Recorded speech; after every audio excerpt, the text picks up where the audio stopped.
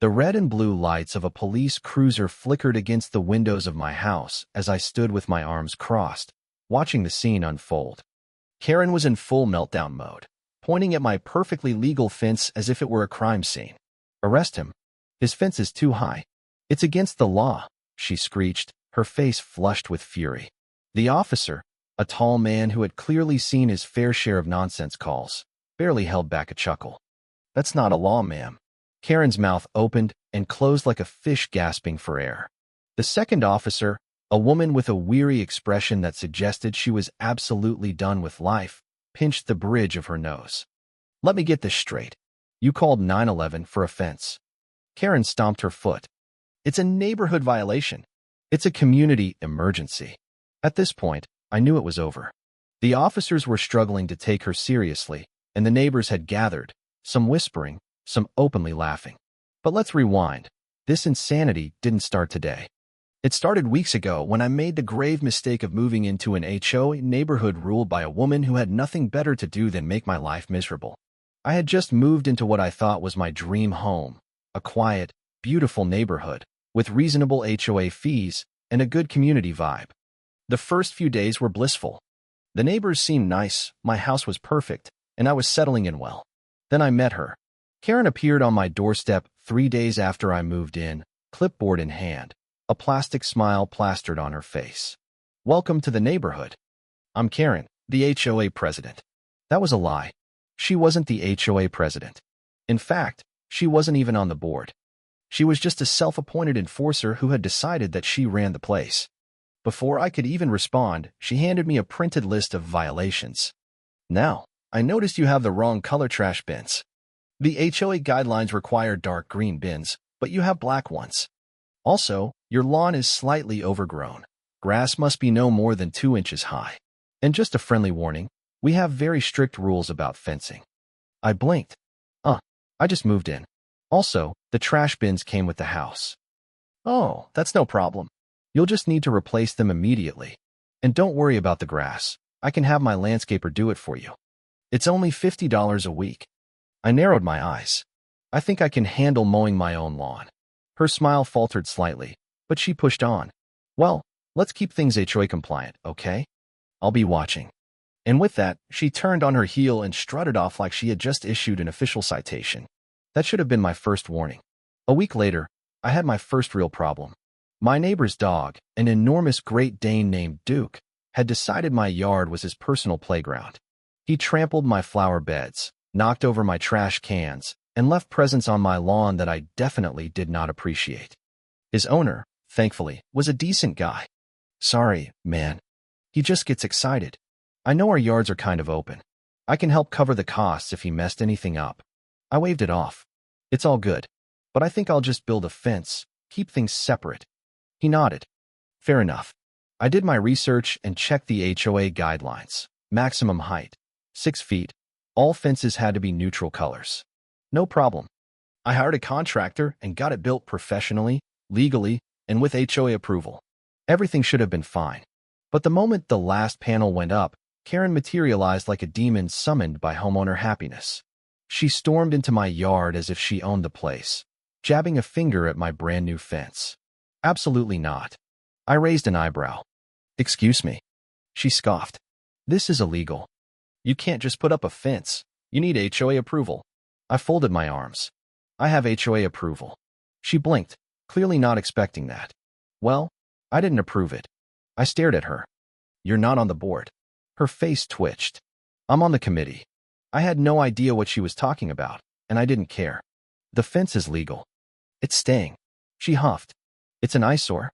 It ruins the neighborhood aesthetics." It was literally a plain wooden fence that matched every other fence in the neighborhood. I sighed. "Karen, it's done. I'm not tearing it down." Her eyes flashed. "We'll see about that." She stormed off, and I foolishly thought that was the end of it. It wasn't. The next morning, I found a bright red notice taped to my door. HOA violation. Remove fence immediately. It was signed by Karen. Not the HOA president. Not anyone on the board. Just Karen. I crumpled it up and tossed it in the trash. The next day, she escalated. She slipped a letter under my door, an official-looking document demanding $1,000 in fines for my illegal structure. I wasn't stupid. I checked with the actual HOA board. And surprise, surprise, they had no idea what she was talking about. The real HOA president, a chill guy named Mark, actually laughed when I showed him the letter. "Karen's at it again." "Huh," he sighed. "Look, ignore her. She has no authority. She just likes to pretend she does." But Karen wasn't the type to give up. That night, I caught her sneaking into my yard with a tape measure. From my window, I watched her muttering to herself, scribbling notes like a deranged inspector. And then she did the unthinkable. She pulled out her phone. I saw her dial a number, and then, with triumph in her voice, she loudly declared, "Hello, 911. I need to report an illegal construction." My jaw dropped. She was actually calling the police over a fence. And that's how I ended up standing in my yard, watching two exhausted cops deal with a woman who had completely lost her mind. Little did I know, this was just the beginning. Karen wasn't just a nosy neighbor. She was a force of pure chaos, fueled by pettiness and an unhealthy obsession with controlling everything around her. The police incident should have humiliated her. A normal person would have backed off after making a fool of themselves. But Karen? She doubled down. The next morning, I woke up to another freshly printed violation notice taped to my door. It looked official, formatted like a real HOA document, complete with a logo she clearly downloaded from Google Images. Violation notice. You are in breach of HOA regulation #14B regarding unapproved fencing. You have 48 hours to remove the fence or face a $1,000 fine. Signed, Karen, HOA President. I couldn't help but laugh. I knew this was completely fake, but Karen was banking on me not knowing my rights, a classic HOA bully tactic. I decided to play dumb and have a little fun with it. I walked over to her house, knocked on the door, and waited. She yanked it open like she'd been standing behind it, waiting for me to show up. "Oh, it's you," she said, crossing her arms. I held up the fake violation letter. "I just got this, but I thought Mark was the HOA president." Her expression barely flickered. "Mark is incompetent. I handle all violations." "Oh," I nodded, pretending to believe her. "So should I make the check out to you, or the HOA? Her eyes lit up with greed. "Yes, I mean no. You don't send it to me. You send it to my committee, and I'll process it." I fought the urge to burst out laughing. This woman was literally trying to scam me. "I'll think about it," I said, turning away. "You have 48 hours, she shouted after me. "Yeah, sure." The next day, she escalated her scam tactics. She put up flyers around the neighborhood warning that my fence was illegal. She emailed the HOA board daily, demanding my immediate expulsion from the community. She knocked on doors, telling neighbors that my fence was dropping their property values. But here's the best part. Most of my neighbors hated Karen already. When she knocked on my next-door neighbor Dave's house, he recorded the whole interaction. "Karen, we need to take action against him before the entire street turns into a slum." Dave blinked. "It's literally just a fence, Karen. You don't understand. First, it's fences. Then, it's broken down cars. Trash on the lawn. Graffiti. Next thing you know, we're living in a ghetto." Dave sighed. "Karen, you need therapy." She stomped away, furious, and Dave immediately sent me the footage. At this point, I was starting to enjoy watching her self-destruct. The fake violation letters weren't working, so Karen switched tactics. She started filing bogus complaints with the city. One morning, I was drinking my coffee when I heard knocking at my door. It was a city inspector. "Sir, we received multiple complaints about an unapproved structure on your property." I sighed. "Let me guess, a fence?" The inspector checked his clipboard. "Yep." I grinned. "Karen." The inspector rolled his eyes. "So you know, huh?" "Oh yeah." He sighed. "Look, I have to check, just to do my job. Can I take a look?" I walked him to the backyard. He checked the height, the materials, the permits. Everything was legal. "This is fine." He shook his head. "I swear, I've been out here 4 times this year for her complaints. Last time, she said her neighbor's garden gnome was an unauthorized structure." I chuckled. "Let me guess, did you find the gnome?" "No, but I did tell her to stop wasting city resources, and she almost had a stroke." We both laughed, and the inspector left, clearly as tired of Karen as I was. But Karen wasn't done. Since the city ignored her, she upped the ante. That night, at exactly 2 a.m., my security cameras picked up movement. It was Karen, in my yard, with a spray can. I watched, dumbfounded, as she spray-painted the word violation in big red letters across my fence. She actually thought this would prove her point. What she didn't realize was that I had installed floodlights with motion sensors. The second she took a step back to admire her criminal artwork, boom, the entire yard lit up like a stadium. She froze like a deer in headlights, eyes wide as she realized she'd been caught. Then, in the most cartoonish way possible, she dropped the spray can and ran, tripping over her own feet and face-planting into my lawn.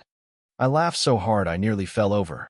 By the time she scrambled to her feet and ran off, she had left her flashlight behind. I picked it up and checked the security footage. Perfect HD clarity. Karen was busted. The next morning, I walked over to Karen's house and knocked. She opened the door, her face still red from whatever stress dream she had about last night. I held up her flashlight. Lose something. She snatched it from my hand. You have no proof I was there. I smirked and held up my phone, playing the crystal-clear security footage. Karen's face went through all 5 stages of grief in 3 seconds. That's not me, she tried. I fast-forwarded to the part where she tripped and ate dirt. She gritted her teeth. Fine. So what? It's my neighborhood too. I tilted my head. Are you really admitting that you were trying to vandalize my fence? Her mouth opened, then closed, then opened again. Then, she slammed the door in my face. Later that afternoon, I got a call from the real HOA president, Mark. Dude, he sighed. Karen just called demanding that the HOA pass a no fences rule. I laughed. Let me guess, they said no? Oh, they laughed her out of the meeting. And they gave her a formal warning for harassment. Good. Maybe now she'll leave me alone. Mark sighed. Yeah, about that. She also tried to file a petition to have you kicked out of the neighborhood. I burst out laughing. Are you serious? Dead serious. She went door to door collecting signatures. She got a total of 2. Let me guess. Yep. Hers and her husband's. I laughed so hard I nearly dropped my phone. Mark sighed. Look, we're done with her nonsense.